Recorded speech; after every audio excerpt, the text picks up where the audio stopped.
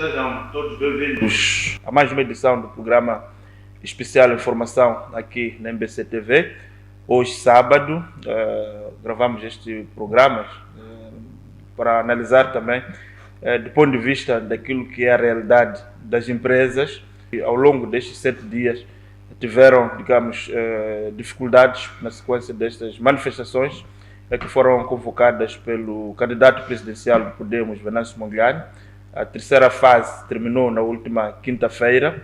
No próximo dia 11, Venâncio Mondlane deverá fazer um anúncio para a chamada quarta fase, em que propõe-se a ser uma fase muito mais dura do que esta terceira fase, de acordo com as lives que Venâncio Mondlane tem estado a fazer, mas também do seu grupo de apoiantes, e que esta terceira fase, que terminou no dia 7, tinha como objetivo, em parte, pressionar o governo, chamada Marcha para a cidade de Maputo, em parte, tinha como objetivo, digamos assim, a tomada do poder. Portanto, há setores que dizem que não, era mais uma manifestação de pressão, mas olhando para aquilo que foi anunciado ao longo desses dias todos, o dia 7, portanto, era o dia D, em que provavelmente todos os manifestantes idos de todos os cantos do país deveriam convergir na cidade de Maputo para marchar pela cidade de Maputo e, quiçá, pressionar ao poder vigente para que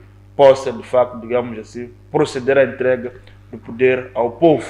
E vimos, pelo menos das reações do próprio Estado moçambicano, do Ministério da Defesa, que colocou as Forças Armadas de Defesa de Moçambique nas ruas em apoio às forças de segurança, no caso vertente da Polícia da República de Moçambique, por forma, de acordo com aquilo que as Forças Armadas referiram, para defender o poder legalmente instituído. Ou seja, a partir destas declarações do Ministério da Defesa, podemos concluir que eventualmente havia uma ameaça real de uma eventual tomada inconstitucional do poder em Moçambique. O fato é que esta situação não aconteceu por causa da forte presença das Forças Armadas na cidade de Maputo, principalmente no perímetro do chamado Distrito Municipal de Campo Fumo, que impediu que parte dos manifestantes mais raivosos pudessem continuar a sua marcha em direção aos centros de poder políticos, basicamente a Presidência da República, o próprio Palácio e outros edifícios, órgãos de soberania. E nós, neste programa, queremos também trazer essa dimensão. Há uma dimensão que nós temos estado a trazer aqui, que é a perspectiva dos manifestantes, daqueles que estão a exercer o direito de manifestar. Mas também há outros direitos, também com a mesma dignidade constitucional, e que nós queremos também trazer: o direito ao trabalho, o direito de ir e vir. E nós convidamos aqui um advogado que trabalha mais no mundo corporativo, o Dr. Ezer Galani. É com ele que nós iremos fazer esta análise, essa especial informação, para percebermos dele. Dr. Ezer, muito obrigado por ter acedido o nosso convite de estar aqui na MBC para fazermos essa análise. A minha questão que eu queria colocar, tendo em conta que é um advogado mais ligado ao mundo corporativo, das empresas, a minha questão que eu queria colocar: como é que está neste momento a situação das empresas em Moçambique do ponto de vista de funcionário, e que análise faz? Porque a atividade econômica está toda ela paralisada. Obrigado pelo convite. Bom, neste momento nós estamos a enfrentar uma crise política e social muito grave, sem precedentes. E respondendo diretamente à sua pergunta, estas hostilidades que têm vindo a ser levadas a cabo pelo Venâncio Mondlane e pelos seus apoiantes, não só Podemos, porque é importante fazer referência que não é apenas Podemos, tem vários moçambicanos, até partidários, que se juntaram a esta causa porque entendem que devem colocar a sua voz para ser ouvida, e lembrando também que boa parte destas manifestações, na minha opinião, tem resultado de situações que provêm do mandato anterior. Sim. E dos outros mandatos. Quando digo mandato anterior, não me refiro apenas ao mandato do Presidente Guebuza, mas refiro-me, por exemplo, ao mandato do Presidente Chissano, entre outros. Isso significa que nós temos que rever... Então, é um problema que tem causas profundas, não é necessariamente um problema eleitoral. Eu penso que não é um problema eleitoral, é um problema relacionado com políticas públicas. Políticas públicas que, no entender de algumas pessoas, não foram devidamente implementadas. Agora, Moçambique não é exceção. É preciso lembrar isso, que Moçambique não é exceção. Há países como os Estados Unidos agora, que conheceu uma eleição, que há políticas públicas que não foram também devidamente implementadas. Mas O partido no poder perdeu. E perdeu, Sim, e acabou perdendo. E mais do que perder, reconheceu a derrota e passou o testemunho, declarando de forma velada o seu apoio no processo de transição de poder para o novo regime governativo. Agora, indo à questão que me coloca, não há dúvidas que nós estamos a viver uma situação muito delicada. As empresas, eu não diria que as empresas estão a fechar, porque se nós dizemos que em 10, 12 dias, 15 dias de manifestações as empresas fecham, então essas empresas nunca existiram. Porque é preciso também haver um plano, que as próprias empresas têm que instituir um plano de contenção.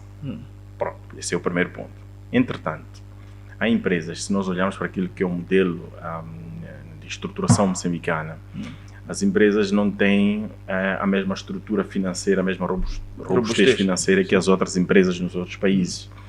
Nós, por vezes, fazemos uma comparação entre os nossos países, mas deixamos de olhar para aquilo que são os pilares que assentam esse padrão de comparação. Portanto, tem de haver um padrão de comparação que nos permita fazer uma comparação justa. Por isso, ainda que as empresas, como disse, tenham que ter a obrigação de ter uma bolsa de contenção para poder fazer face a este tipo de situações, não há questões emergenciais, pois não há dúvidas que as empresas estão a passar por situações muito críticas e que isto, de alguma forma, poderá criar problemas muito mais graves à nossa economia, poderá criar situações de desemprego para moçambicanos. Estou a dizer que, neste momento, há uma franja de moçambicanos que está naturalmente desempregada. Há moçambicanos que não estão desempregados, mas, por uma questão de solidariedade, têm entrado em apoio a esta marcha. Mas podemos ter uma situação que até estes que estão numa situação de estabilidade poderão ver as suas posições comprometidas, porque as empresas não terão condições para continuar a desempenhar as suas atividades, caso esta situação de hostilidade continue por um período que coloca as empresas fora de controle.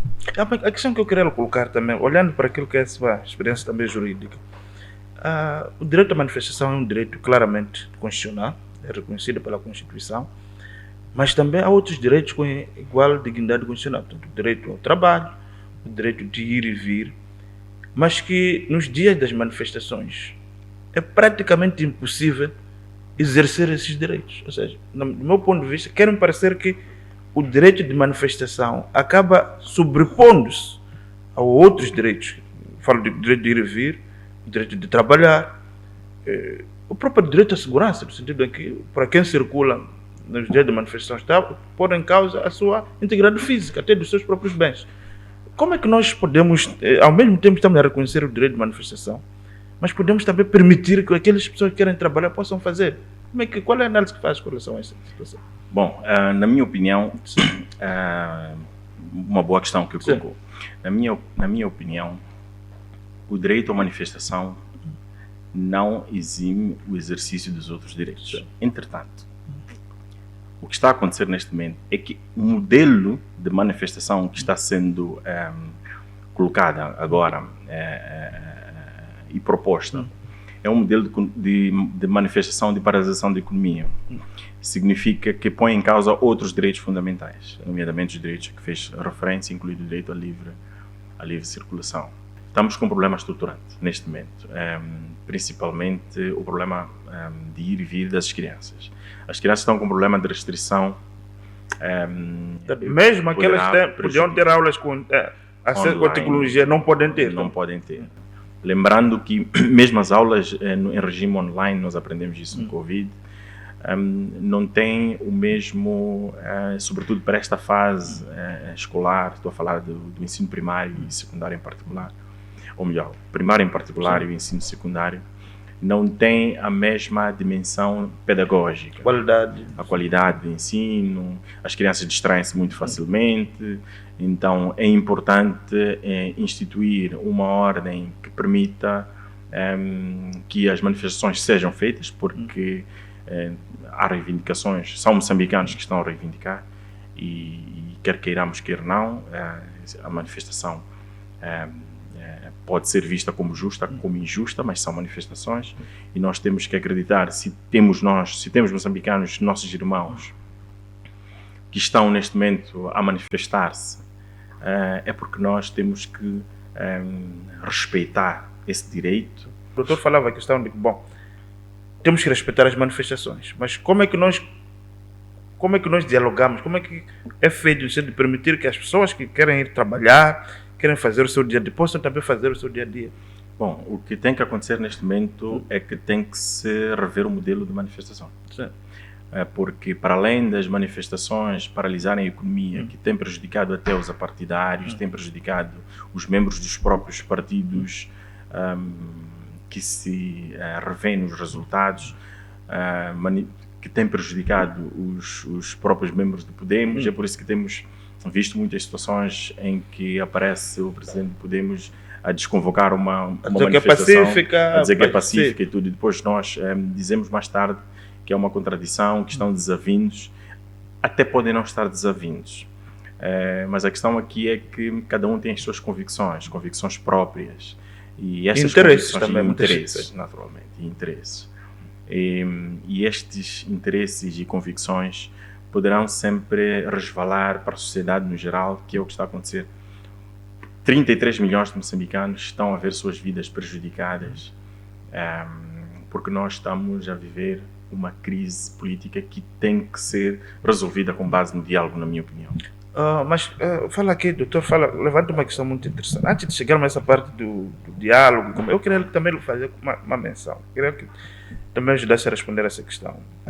Há quem olha para essas questões das manifestações de Venâncio e o modelo de convocatória, a questão de que tem que se fazer por exemplo, essa última marcha do dia 7, que fez com que as próprias Forças Armadas pudessem ser colocadas em alerta. O Ministro da Defesa chamou a atenção para que havia indicações de tentativas de tomada, informações para uma tentativa de tomada do poder por vias inconstitucionais, para estamos a falar de subversão da ordem constitucional. Daí justificou a presença dos militares no dia 7. Qual a análise que faz com relação? Acha que essas manifestações, pela forma que estão sendo feitas, têm a intenção ou podem levar com que o Estado assuma que está em causa aqui, digamos, uma tentativa de subversão da ordem constitucional? Eu penso que há duas perspectivas. Sim. Há uma perspectiva social, Sim. que a isso posso invocar também as palavras do Dr. Borges Nhamir no programa da STV há pouco menos de 3 dias, Sim. 2 dias, que teria dito que teria respondido ao Dr. Rodrigo Rocha, por acaso também colega advogado, em que ele dizia que aquelas pessoas são pés descalços, portanto, são pessoas que estavam descalças e que as pessoas estavam numa caminhada e que não havia qualquer sinal de golpe de Estado e que entendia ele que a doutora Alcinda de Abreu deveria repensar nas suas palavras em relação a esse anúncio de um eventual golpe de Estado, porque no entender do Dr. Borges Nhamir, este golpe de Estado, esse anúncio do golpe de Estado foi interpretado pelo Ministério da Defesa com base nas declarações de um partido político, no caso o Partido Frelimo. Dizia, há uma perspectiva social. Essa, na minha opinião, é a perspectiva social. Mas há um outro contexto, uma outra perspectiva, que é a perspectiva da segurança. Porque nós não podemos deixar de lado a perspectiva de segurança. No contexto de segurança, a ameaça ela não tem que ser concretizada. Basta haver sinais de ameaça. E lembrando que, para quem está a defender a soberania nacional, tem vários perímetros de segurança. Digamos, tem um perímetro 1, perímetro 2, perímetro 3 de segurança. Se há este tipo de declarações, e no caso o Venâncio Mondlane teria dito numa das suas lives que os manifestantes deviam ir até a Ponta Vermelha. Portanto, essas são as declarações suas, eu estou a citar. Por isso é que o Dr. Belemir faz também referência à questão da piscina e tudo mais. Estas declarações no contexto social pode ser visto como algo banal, mas no contexto de segurança não é visto como algo banal. Se nós tivéssemos um mapa de segurança nós viríamos ali os gráficos a mexerem em função de certas declarações que são dadas. Sim. Igual a Bolsa de Valores, quando, tanto nos outros países em que temos uma Bolsa de Valores muito mais controlada. Quando há uma declaração pública de um dirigente, a gente vê a Bolsa de Valores, o que é que acontece? Sim. O mesmo acontece na segurança, só que nós não vemos esse mapa em que os gráficos manipulam qual é o ponto de segurança em que nós nos encontramos. Em função das palavras dos atores. Em função das palavras dos atores. Portanto, se há este sinal, a minha opinião, é um sinal de alerta. E lembrando e citando também o Dr. Almerinho Manhendes, no passado, deve estar lembrado dessas declarações no governo de Sano, que ele teria dito que a segurança mede-se pelo que não acontece.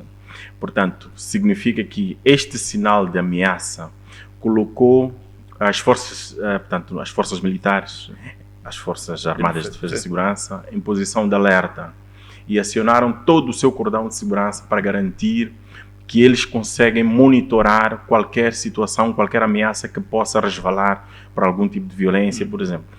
Repare que o risco ponderado, pelos militares é um risco que é mensurável, significa que eles mensuram o risco, se é um risco que está ao nível 1, como dizia, em relação ao nível de segurança, um risco que está ao nível 2, então eles vão graduando em função da evolução da própria ameaça e em função das declarações sucessivas que vão acontecendo. Há de reparar que quando essas manifestações se verificaram, os militares estiveram presentes, e depois eu ouvi várias vezes algumas pessoas e até as populações dizerem que os militares estão connosco. Sim. Pareceu-me que os militares foram muito melhor recebidos, digamos assim, até pelos próprios manifestantes, em comparação com a polícia. Isso é verdade, mas foram melhor recebidos por causa da postura que os militares tiveram. Sim. Os militares tiveram uma postura mais social. Mas repara, esta postura mais social não é porque eles foram para lá para fazer aquele trabalho. Se estivermos lembrados das declarações que foram dadas pelo Sr. Saranga, o Brigadeiro Saranga. Nós ainda neste programa depois vamos passar também essas declarações do Brigadeiro. Sim. Pois, essas declarações, e tenho mesmo que fazer um elogio com uma postura de Estado fantástica. O Brigadeiro Saranga, quando fez as declarações, repare que ele fez declarações, mas as suas declarações, para quem consegue fazer uma leitura do body language, portanto, linguagem corporal, daquilo que ele ia dizendo, percebe uma tentativa de transmitir uma mensagem com empatia. Sim. Ele fez isso por várias vezes. De tal forma que aquelas declarações não criaram a seguir uma crise social. Não houve um alarme. Não houve um alarme na base das suas declarações. Diferentemente de outras declarações, portanto, excepto também as declarações do Dr. Schum, o ministro da Defesa, mas outras declarações que foram feitas que criaram um alarme social. Principalmente do lado da polícia. Por causa da forma como essas declarações foram dadas. É preciso nós começarmos a avaliar e compreender, acima de tudo, que existem pessoas que são especialistas em avaliação de linguagem corporal, em avaliação daquilo que é dito, e conseguem fazer uma interpretação muito para além do que é dito, na minha opinião. Os manifestantes, os militares, o que fizeram foi criar um cordão de segurança dentro do contexto, aquele contexto de segurança que estava a fazer. Foram controlando. Foram monitorando. O trabalho dos militares naquele dia, na minha opinião, foi monitorar o movimento dos manifestantes, para perceber se os manifestantes chegavam ou não a uma linha, portanto, aquele perímetro de segurança 1, que colocasse o Estado em alerta vermelho e que depois tivesse que haver uma reação imediata. E esses perímetros, eu posso lhe dizer, por exemplo, a Assembleia da República, a Presidência, a Ponta Vermelha e outros pontos. Órgãos de soberania. Exatamente. Portanto, isso é o que foi feito pelos militares. Várias foram as vezes que vimos os militares terem um trabalho mais social, no sentido de até impediam não, desaconselhavam alguns polícias a terem um determinado comportamento. Quando os polícias quisessem, por exemplo, disparar balas com gás lacrimogéneo. Eles ajudaram também a conter a questão dos Mas sabe por que isso acontecia? O militar tem experiência de militar. Significa que uma ameaça para um polícia não é uma ameaça para um militar.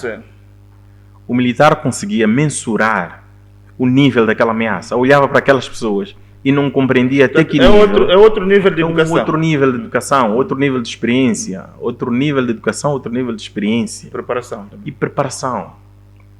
O nível cognitivo de um militar não é o mesmo nível Não há cognitivo dúvida, de um polícia. mesma forma como o porta-voz do Ministério da Defesa, o brigadeiro fala, quer dizer, é diferente, percebemos. Totalmente diferente. É o preparo no contexto militar. Portanto, estes senhores estão acostumados a lidar com situações de guerra Muito mais extremas. muito mais extremas. Significa que um movimento social, alguém pegar uma bomba caseira, como dizem, para eles aquilo não é uma ameaça. Aquilo não é uma ameaça, pelo menos que lhes coloque numa situação de conter aquela ameaça, reprimindo as pessoas com excesso. Por isso é que faziam esse tipo de controle. Agora, é verdade que aquela mobilização, voltando, isto era para justificar aquela mobilização de meios que nós vimos, de militares blindados nas cidades, tinha em vista justamente criar este cordão de segurança para evitar que pudessem ultrapassar aquela linha de segurança que foi instituído pelas mesmo forças. o fator de dissuasão, né? A pessoa vê os meios, já por si só percebem que tem que ir a um determinado nível, já não pode.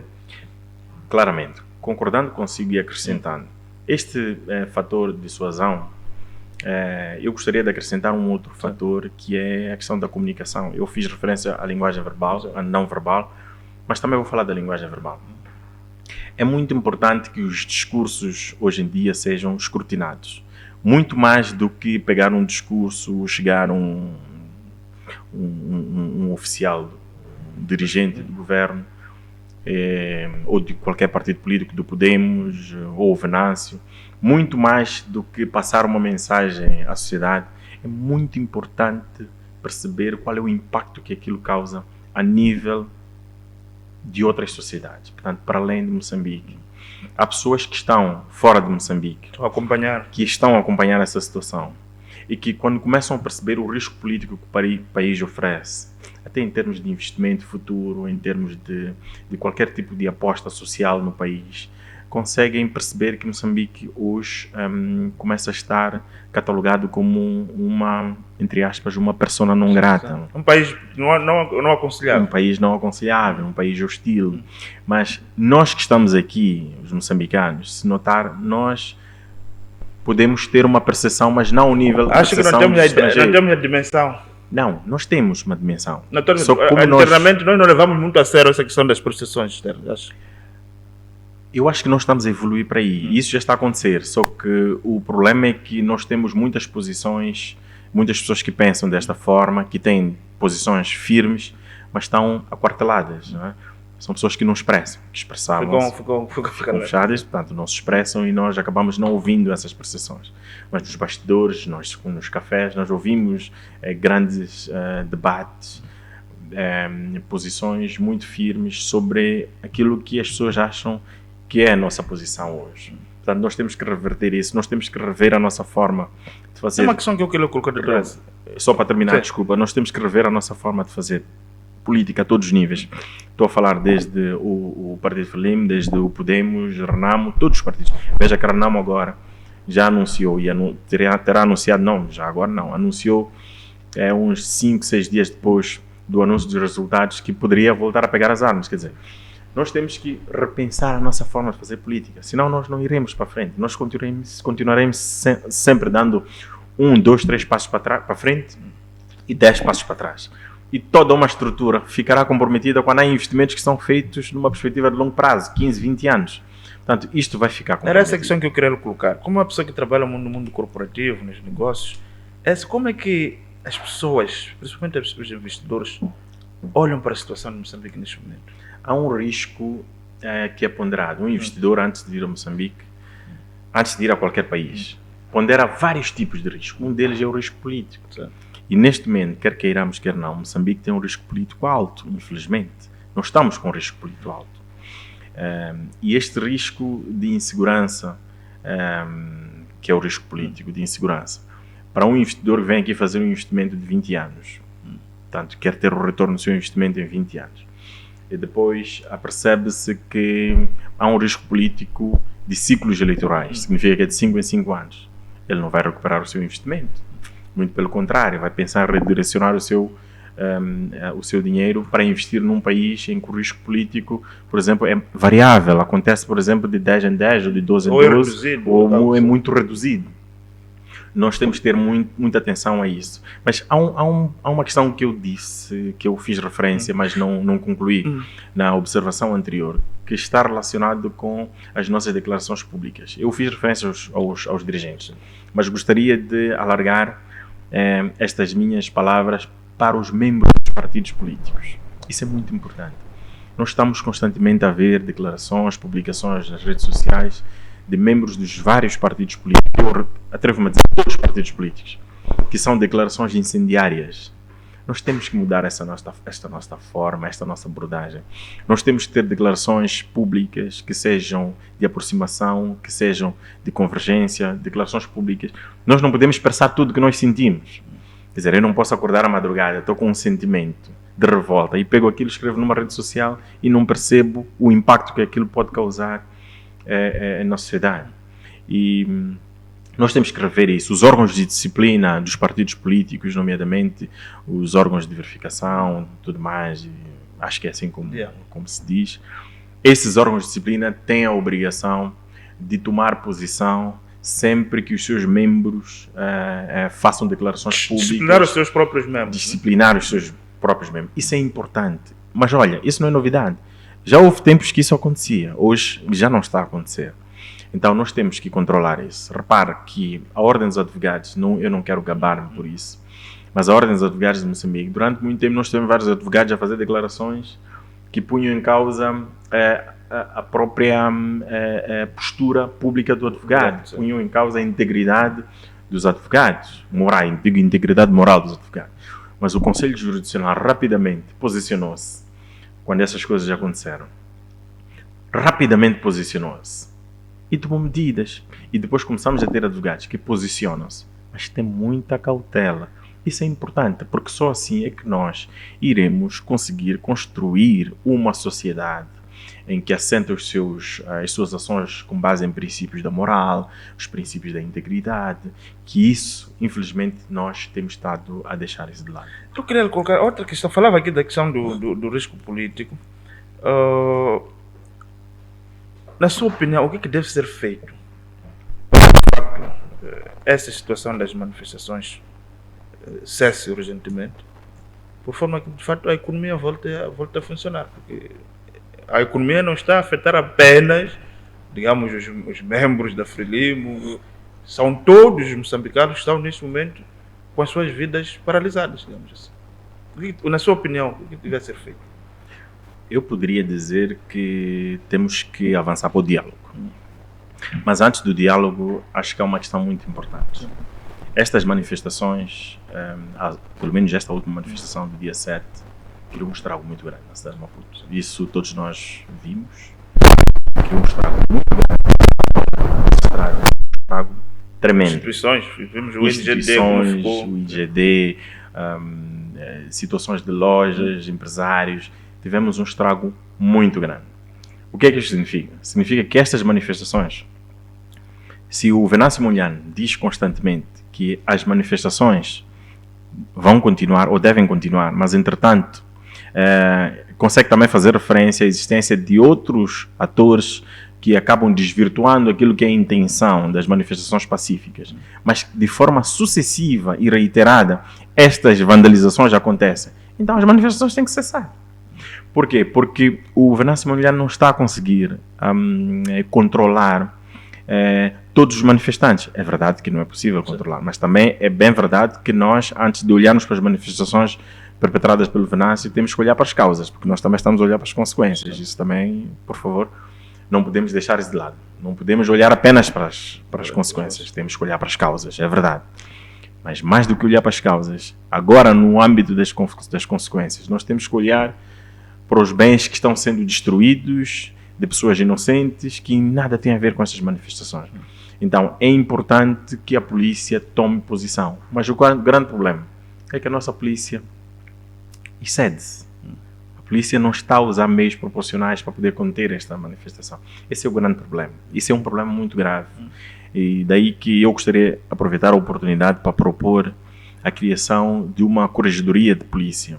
A corregedoria de polícia é uma espécie de polícia da polícia. É uma instituição uma instituição autónoma, que visa essencialmente garantir a aplicação de sanções a situações de excesso da polícia. Eu não estou a falar apenas de situações de manifestações, estou a falar em situações normais de funcionamento da sociedade.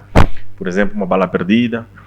Não pode ser, não penso que tenha que ser, por exemplo, um funcionário de recursos humanos do Ministério do Interior ou do Comando-Geral da Polícia que tenha que instruir um processo disciplinar contra um determinado polícia. É muito mais além disso. Eu estou a falar de um órgão mais autónomo, como, por exemplo, o Conselho Superior de Magistratura Judicial em relação aos magistrados. Porque também poderia haver uma unidade ou um departamento de recursos humanos dentro de um determinado tribunal, ok? Ou o Tribunal Supremo, por exemplo. Nós temos um conselho. É isto que eu estou a referir. O conselho tem instituições próprias, tem instalações próprias, tem um nível de distanciamento, digamos assim. Já. Total. Sim. E isso é importante. E esta unidade que eu proponho que seja criada, e acho que isso é urgente, esta unidade tem que ser multifacetada. Portanto, não podemos esperar que esta unidade seja composta apenas por polícias. Tem de haver polícias, tem de haver, por exemplo, advogados, tem de haver um magistrado, tem de haver um magistrado do Ministério Público, um magistrado judicial, e tem de haver, não precisa haver alguém da sociedade civil necessariamente, mas tem de haver alguém ligado aos direitos humanos, por aí fora. Então, precisamos, aliás, da sociedade civil, direitos humanos faz parte da sociedade civil. Então, pode haver alguém também dos direitos humanos que participe desse processo, que irá permitir que todas as situações de hostilidade, todas as situações de violência, quando a polícia exceda manifestamente o uso dos meios para poder conter uma determinada ameaça, esta polícia seja sujeita mais do que o trabalho, mais do que a sanção criminal, a pena que pode ser aplicada pelos tribunais, tem também de haver, a nível interno, uma medida disciplinar que possa garantir que nós tenhamos uma polícia que funciona na base de limites instituídos, limites de ética, limites da moral, limites de princípios constitucionais, nomeadamente direito à vida, e entre outros. Vem aí a quarta fase, e a questão que eu queria também chamar a atenção, pelo menos aqui ter sido referido pelo candidato, é que vem aí uma fase um pouco mais dura. A minha questão que eu queria, como um cidadão, acima de tudo, para além de ficar um cidadão interessado nessas questões de boa convivência social, qual é o conselho que deixarei aqui aos políticos, de forma que falou aqui da necessidade do diálogo, da promoção dos consensos, perante essa situação que nós temos aqui? Quais são as últimas considerações que queria deixar? Primeiro, que nós temos que começar a construir uma sociedade em que decisões são tomadas com base em consensos. Eu estou a falar mesmo a nível dos partidos políticos, porque a falta de consenso gera falta de comprometimento. Significa que as pessoas tomam, se não há consenso, que sentem-se excluídos, mesmo que participem do processo, não estão. E isso poderá minar o sucesso do propósito daquela ação. Olhando para as questões, já estamos mesmo ao fim do nosso programa, a questão que eu queria colocar mesmo é, perante esta realidade que o nosso país está a viver, qual é o conselho? Porque, no fundo, quem deverá resolver esse assunto são os políticos. E a minha questão que eu queria dizer é qual é o aconselhamento ou a recomendação que eu queria deixar aos políticos do nosso país, para que falou aqui da questão dos consensos, da questão do diálogo. Qual é o conselho que eu queria deixar à nossa classe, para que rapidamente possamos sair dessa questão que paralisa a vida de todos nós? É o diálogo. Eu acho que é incontornável. Nós temos que continuar a falar de diálogo. O conselho é que nós reforcemos cada vez mais os canais de diálogo, estejamos cada vez mais próximos como moçambicanos e não nos esqueçamos do mais importante, que é promover a construção da moral, promover a construção dos nossos valores. Há muitas pessoas, eu já ouvi algumas escolas pronunciarem-se publicamente, alguns diretores de escolas, dizerem publicamente que a educação não é papel das escolas, que é papel dos pais. A educação do dia a dia, base. Mas nós não crescemos assim. O Dr. Belmiro cresceu assim, com esses princípios. Nós não crescemos assim. Os nossos professores tinham autoridade moral sobre nós, tinham autoridade para censurar-nos, tinham autoridade para chamar-nos a atenção sobre determinados comportamentos desviantes. Até dar umas palmadas. Até dar umas palmadinhas. Tinham essa autoridade. Os nossos tios tinham essa autoridade. Os nossos vizinhos tinham essa autoridade. Nós destruímos este tecido social que permitia viabilizar este processo de construção da nossa moral. E mais, nós não consolidamos aquilo que nós já tínhamos. Nós temos que fazer de tudo para consolidar as nossas conquistas, incluindo conquistas de infraestrutura. Por isso eu apelo que as nossas infraestruturas não sejam destruídas. Apelo para que as lojas, os postos de energia, os centros de saúde não sejam vandalizados, não sejam destruídos. Porque qualquer que seja a decisão do Conselho Constitucional, essa pessoa que for indicada ou validada como sendo Presidente da República terá que reconstruir aquelas mesmas infraestruturas que hoje estão a ser destruídas. Mesmo que seja o Venâncio a passar à frente, ele terá que reconstruir aquelas infraestruturas. Se for o Dr. Daniel Chapo, terá que reconstruir aquelas infraestruturas. Então nós estamos a dar passos para trás. Estamos a dar muitos passos para trás. Nós temos que... O direito à manifestação é um direito constitucional, sem dúvidas. A questão da polícia é importante rever de forma muito profunda o uso dos meios que tem Estado a usar para poder conter as ameaças. E, acima de tudo, a polícia tem que também aprender a mensurar o nível da ameaça. Perceber até que ponto é que isto é uma ameaça. Porque às vezes são coisas tão banais, mas que para a polícia aquilo é uma ameaça muito grande. Então, temos que também entrar nessa questão. E, acima de tudo, temos que viver como moçambicanos. Moçambique é Maningais. Este sempre foi o slogan. Moçambique está na moda. Moçambique é Maningais. E nós somos um povo social, nós somos um povo muito bom e garantir, acima de tudo, que o nosso país seja um país próspero e um país seguro para todos os moçambicanos. Muito obrigado. Muito obrigado.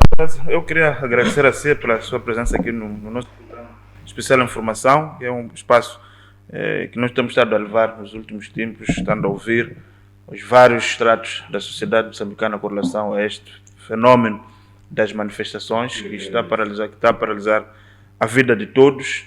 Então, nós temos estado aqui a fazer esse exercício de ouvir as pessoas, de uma forma também um contributo nosso de promover o tal diálogo que é referido. Segunda-feira é dia de trabalho, portanto não há tolerância na segunda-feira. Vamos mesmo trabalhar. Ficamos muitos dias sem trabalhar, então é melhor aproveitarmos esses dias de trabalho antes do anúncio da próxima fase do candidato presidencial. Não teremos segunda-feira, o que é muito bom. Ficou-se quase uma...